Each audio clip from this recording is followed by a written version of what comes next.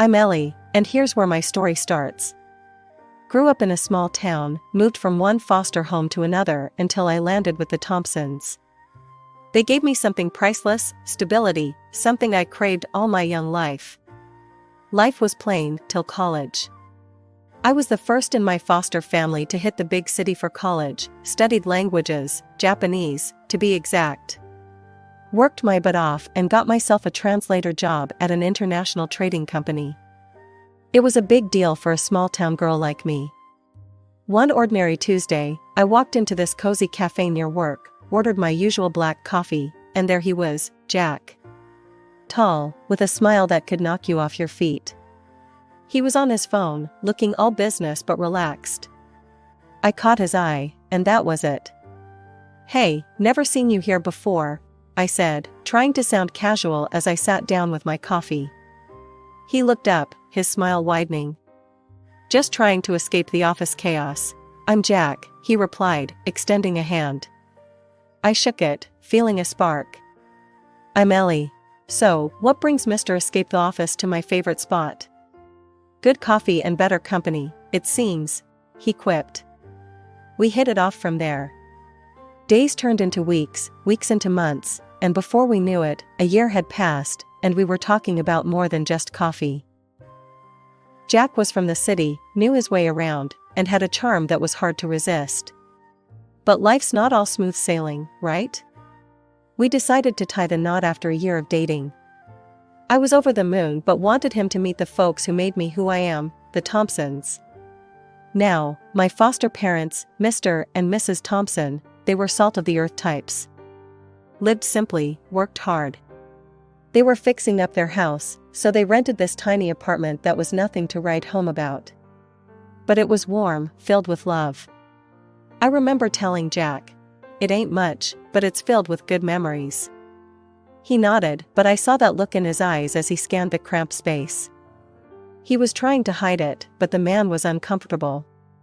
We spent the weekend there. My folks were thrilled, treated him like royalty, but Jack, he was off, always checking his watch, eager to head back. As we drove back to the city that Sunday night, the silence in the car was heavy. I had to say something. "Jack, you've been quiet. What's up?" He sighed. "Look, Ellie, your folks, they're nice and all, but we come from different worlds, you know?" His words stung, but I kept my cool. "And what's that supposed to mean?" "It's just different, Ellie. I'm not used to this simple life. But hey, it doesn't change how I feel about you," he added quickly, trying to smooth things over. I looked out the window, biting my lip, thinking about all the differences between my world and his. "Jack, I don't need fancy. But we gotta respect where we both come from, right?" He nodded. "Right, of course. I love you, Ellie. That's what matters." His words were supposed to comfort me, but a part of me wondered if we were really seeing eye to eye. That night, I lay awake, thinking about the simple life I cherished and the complicated world I was stepping into. Just a few days after our uncomfortable visit back home, it was my turn to meet the other side, Jack's mom, Vivian. A high-rise in the city center, her place was decked out in all sorts of fancy stuff that screamed money. When we arrived, she greeted us at the door, decked out in designer from head to toe, and her apartment? It was like walking into a magazine. "Ellie, is it? And what is it you do?" Vivian asked, sizing me up as if I were an item she was considering purchasing. "I'm a translator. I work with Japanese clients at a trading company," I replied, trying to sound confident. "Oh, impressive," she half smiled, but her eyes were doing another sweep, like she was looking for something off about me. Then it slipped out where I was from and about my foster parents. Her face twisted a bit. "From the province, and fostered, you say? I don't think that's quite fitting for my Jack." Jack jumped in quick. "Mom, please. Ellie's wonderful, and I love her. We're getting married." That stirred up another pot. "Married? And when is this happening? How are you planning it?" Vivian's tone shifted to something a bit too curious. "We're thinking something small, intimate. Just us in Hawaii, actually. I said, hoping she'd catch on to the romance of it all. Vivian's eyes nearly popped out. Hawaii? Just the two of you? No, that won't do. What will my friends think if I can't even throw my only son a proper wedding? I tried to keep my cool. It's our day, Vivian. We just want something true to us, without all the fuss. That did it. She huffed, "This discussion is over," and walked out of the room. Jack looked at me, apologetic, and whispered, "Let me talk to her. We'll sort this out." 4 months zipped by, and despite the rocky start, there we were in Hawaii. It was supposed to be just Jack and me, but Vivian showed up, camera in hand, ready to document every second. Every moment felt like she was there, lurking, making sure she had something to post online. Jack seemed oblivious, soaking in the sun and the ceremony. I tried to smile through it, whispering to him as we stood on the beach, "I thought it would be just us." He squeezed my hand. "I know, I'm sorry. She's just excited, I guess. Let's just try to enjoy our day." Vivian was buzzing around us, her phone always up. "Smile here. Oh, this will look fabulous on my feed." I felt like a prop in her social media show, not a bride on her wedding day. It was our special day, but somehow, it had turned into another one of Vivian's extravaganzas. Coming back home as newlyweds should have been all about those cozy, love-soaked days, you know, breakfast in bed, slow dances in the living room, that kind of stuff. And it was, at least at first. Jack slipped this stunning ring on my finger the day we got back, the kind that catches the light and just won't quit sparkling. "It's been in my family for generations," he told me, his eyes all lit up with something like pride. "Be careful with that ring, Ellie. It's more than just expensive, it's an heirloom." Vivian chimed in, hovering over us like some kind of dark cloud on a sunny day. Her reminder felt more like a warning, making my heart sink a bit. The first few weeks, Jack and I were in our little bubble, stealing kisses, making dinners together, the whole 9 yards. But then Vivian started dropping by. Unannounced. All the time. It started one afternoon when I was folding laundry and the doorbell rang. There she was, Vivian, with that look on her face like she was about to inspect a military base. "Just checking in on my favorite newlyweds," she said, but her eyes darted around like she was searching for something wrong. I tried to be polite, make small talk even as she wandered into the kitchen, her fingers sliding over every surface. "Ellie, darling, do you ever clean? And where are the fresh vegetables? A man needs his greens." Her tone was dripping with disapproval. Jack just shrugged it off when I told him later. "She means well, babe. Just try to go with it." "Go with it?" I echoed, frustration bubbling up. "Jack, she's treating me like I'm on trial in my own home." He kissed my forehead, all casual like that was supposed to fix everything. "She's lonely, Ellie. Let's just cut her some slack, okay?" Slack turned into more slack, until one day I got home late from work. We'd just signed a huge contract with a new client from Japan, and I was buzzing with the thrill of it all, that is, until I found Vivian in my living room, an uninvited storm brewing. "I heard you've been spending a lot of time at the office." "Late nights, She raised an eyebrow, her voice thick with suspicion. "Yeah, it's a big project. Lots of new opportunities." I tried to explain, but she had a different opinion. 2 days later, Vivian personally came to my office and began counting out loud the men working with me, loudly suggesting I could be having an affair with one of them. Then, without an invitation, she barged into my boss's office. Seeing he was already elderly, she loudly proclaimed, "Well, she definitely won't mess with the old man." I was mortified, my face red as a beetroot. I demanded she leave, apologizing profusely to my boss and colleagues for the disruption. Thankfully, my boss, Mr. Jackson, had a sense of humor and just laughed it off, but the damage was done. That night, I'd had enough. I cornered Jack in our bedroom, my voice low and tight. "Your mom crossed a line today, Jack. She's accusing me of cheating. It has to stop." He sighed, long and heavy. Just try to get along. Please, for me. But getting along felt more and more like putting up with nonsense. Things between Jack and me started getting rocky, and due to the fact that Vivian was always whispering in his ear.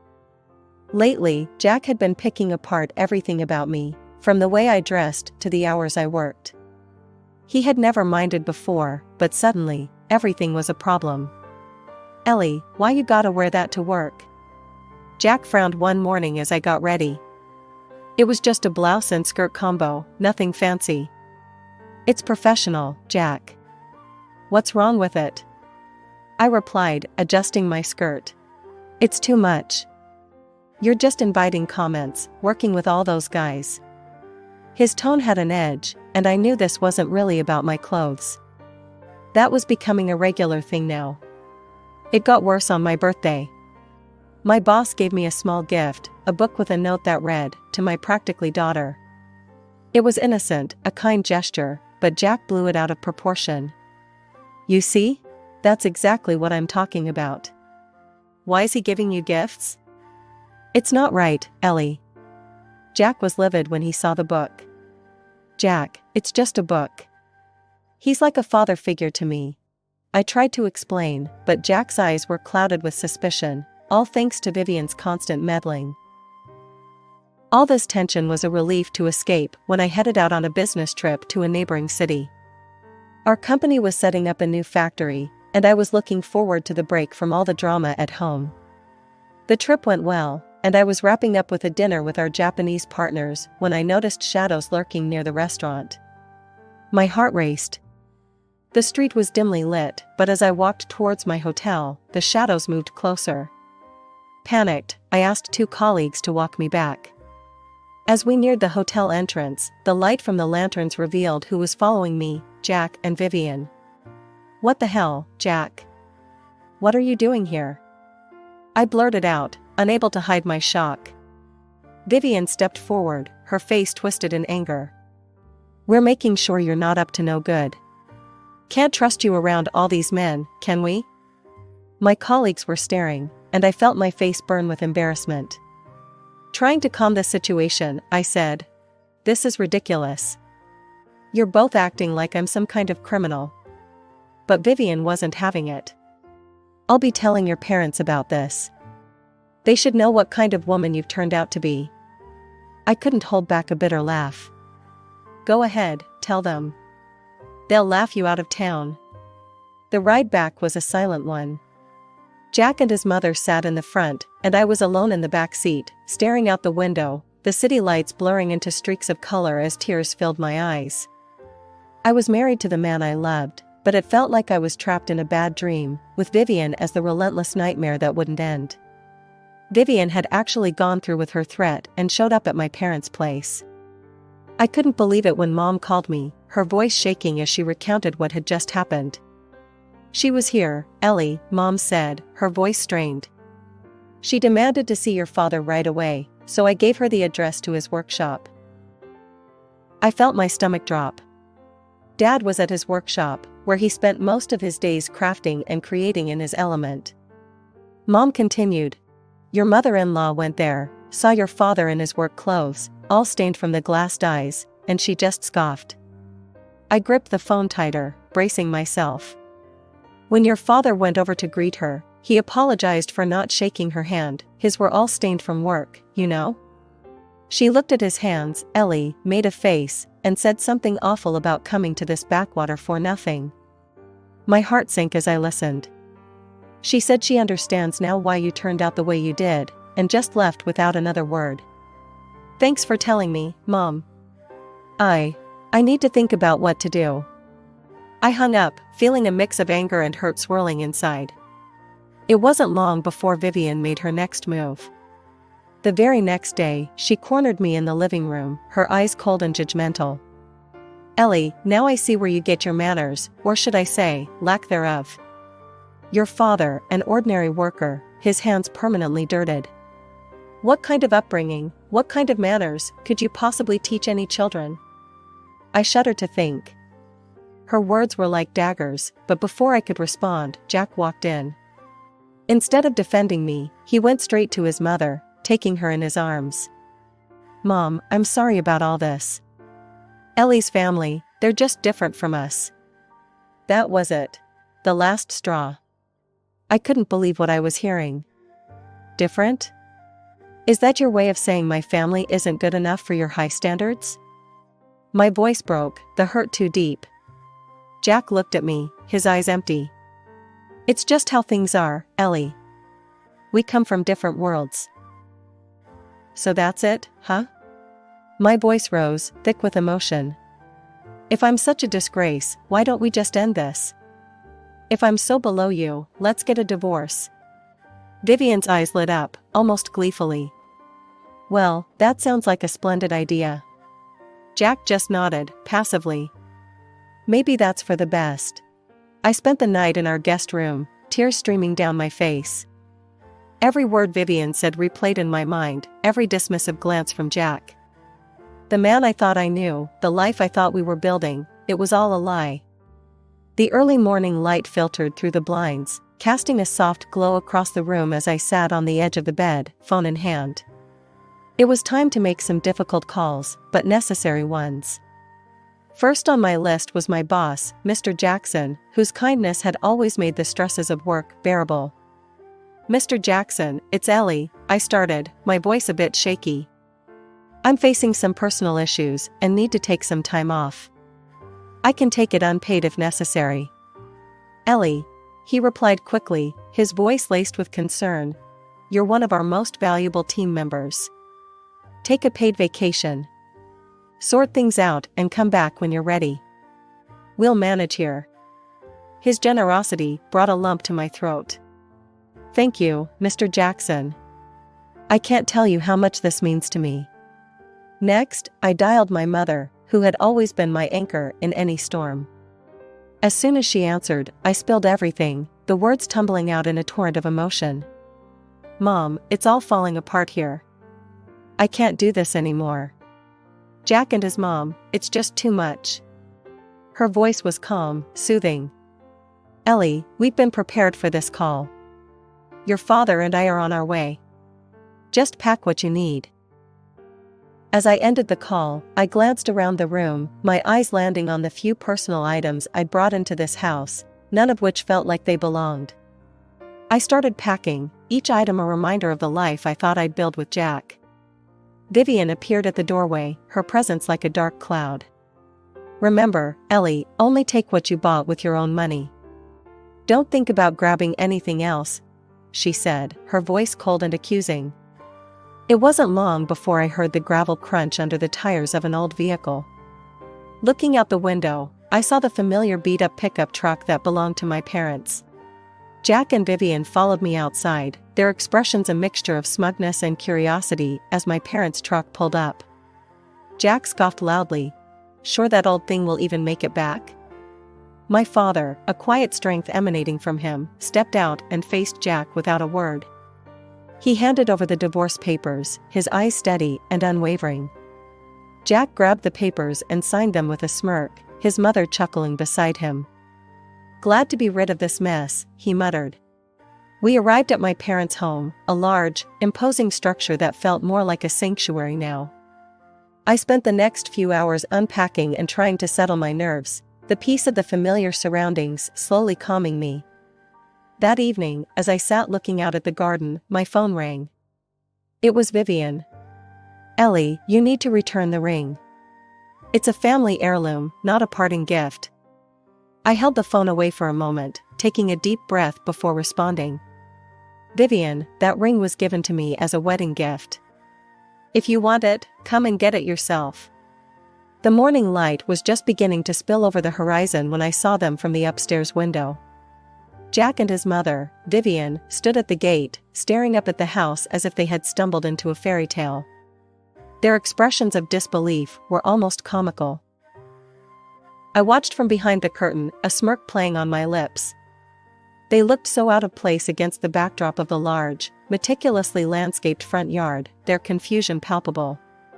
Finally, I turned away from the window, hearing the sounds of my parents downstairs. I joined them, and we shared a knowing look before stepping outside. My parents were calm and collected as they walked past Jack and Vivian without a word, heading straight for the garage. They pretended not to notice the bewildered stares from my estranged husband and his mother. As the garage door swung open, revealing the sleek lines of 3 high-end cars, I could hear the sharp intake of breath from Jack. My father chose a gleaming black sedan, and we all climbed in. Just as we were about to pull out onto the driveway, Jack found his voice. "Ellie, what is all this? This house, these cars?"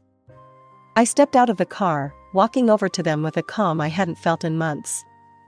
"This is my family home, Jack. My father owns a glass factory and several commercial properties. This is where I grew up." Vivian's face contorted with confusion and disbelief. But your father, he was wearing work clothes, his hands were dirty." I couldn't help but smile at her naivete. "Yes, Vivian. He was launching a new product line. It's a tradition in his company to get involved, hands-on. It doesn't mean he's not successful or wealthy."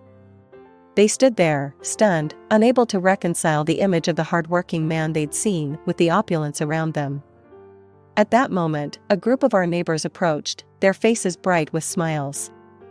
"Good morning, Mr. Thompson. We heard about your latest charity event. It's wonderful what you're doing. You've got our support in the mayoral elections, you know," one of them called out cheerfully. My parents nodded and thanked them. Jack's face was a mixture of awe and regret, his eyes darting between his mother and me. Vivian looked like she had swallowed something bitter, her earlier arrogance washed away by the undeniable reality in front of her. I turned back to the car, giving Jack and his mother one last look. "Well, I guess you see things a little differently now," I said, not unkindly. Their expressions, a mix of shock and realization, were all the confirmation I needed that the past, with all its hardships and heartaches, was finally behind me. The morning's revelations hadn't even settled when Jack made his move. He shoved his mother aside with such force that she stumbled. "It's all your fault, you know. You pushed her away with your nonsense," he shouted at her, his words laced with bitterness. Then, turning to me, his demeanor changed completely. He rushed over, trying to pull me into an embrace, his hands reaching out as if trying to erase everything with a simple touch. "Ellie, please, listen to me. We were good together, weren't we? I love you, I really do," he pleaded, his voice a desperate whisper. I recoiled from his touch, the warmth we once shared long extinguished by his betrayal. "Stop, Jack. Just stop," I said firmly, pushing him away with all the strength I could muster. I quickly got into the car, my heart pounding. My father, without a word, pressed the remote control, and the garage doors began to close behind us. Jack and his mother stood there, calling out, their voices a blend of desperation and disbelief. "Ellie, please, forgive us. We didn't mean any of it," Jack yelled, his voice cracking under the strain. Vivian, scrambling on the ground for the dignity she'd lost, joined in. "Ellie, my dear, I was wrong. Please." As we drove away, the finality of the moment weighed on me, but a part of me needed closure, a definitive end to this chapter of my life. As we reached the end of the driveway, I asked my father to stop the car. Jack, thinking this was his chance, ran up to the car, his face lit up with hope. His mother, a few paces behind, tried to catch up, her earlier elegance replaced by desperation. Without a word, I rolled down the window, pulled the wedding ring from my finger, and held it out for a brief moment. Jack's eyes widened as he realized what was about to happen. "This is where it ends, Jack," I said, my voice steady. With that, I threw the ring out of the window. It glittered briefly in the morning sun before landing on the soft grass beside the road. Jack's mother, ever the opportunist, rushed to where the ring had fallen, her hands scrambling through the grass. I rolled up the window, shutting out their pleas and the painful past they represented. "Let's go, Dad," I said quietly. 2 weeks later, I was back in the city, in a new apartment that felt more like home than I'd felt in a long time. I returned to work, where Mr. Jackson welcomed me with open arms and a gentle understanding that eased my transition back into routine. Jack made several attempts to contact me, each more desperate than the last. He claimed to have cut ties with his mother, begging for another chance. But some things, once broken, can't be mended. I told him it was over for good this time, and blocked his number. No more words were needed.